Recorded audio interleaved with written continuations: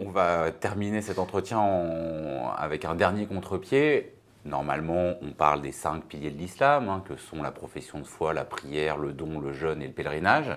Et vous, vous intitulez votre livre « Les 3 piliers de l'islam ». C'est un peu de la provocation. Tout à fait. Je ne pouvais pas laisser passer une aussi belle occasion. En fait, au départ, je n'ai pas travaillé à partir des 5 piliers de l'islam. J'ai travaillé à partir des fonctions sociales. Et les fonctions sociales de cette société, c'est ce qui lui permet de vivre. Donc, c'est l'alliance entre les hommes qui implique de la solidarité et l'alliance avec un Dieu considéré comme protecteur et également solidaire du groupe humain qu'il protège. Bon, ça, c'est la première fonction.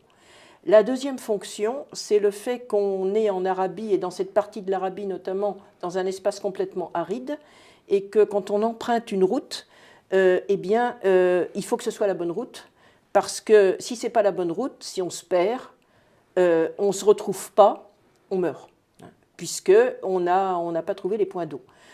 Ici, on dit tous les chemins mènent à Rome. En Arabie, il n'y en a qu'un seul, et il faut que ce soit le bon. Et la troisième fonction, dans cette société où on doit être solidaire pour survivre, parce qu'on peut dire qu'on est dans une économie de survie, c'est le fait d'être généreux, le fait de donner à ceux qui en ont besoin. On ne laisse pas mourir quelqu'un à côté de soi. On doit être solidaire. Et donc, c'est cette fonction du Dieu donateur qu'on trouve d'ailleurs dans d'autres sociétés. Le Dieu est toujours généreux et donateur.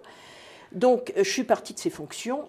Et puis, je me suis dit, il y a ces fameux 5 piliers de l'islam qui nous encombrent la vue et auxquels on réduit l'islam. Et moi, je veux revenir à l'humanité de l'islam premier. Et c'est pourquoi ces fonctions, je les ai transformées en 3 piliers de l'islam.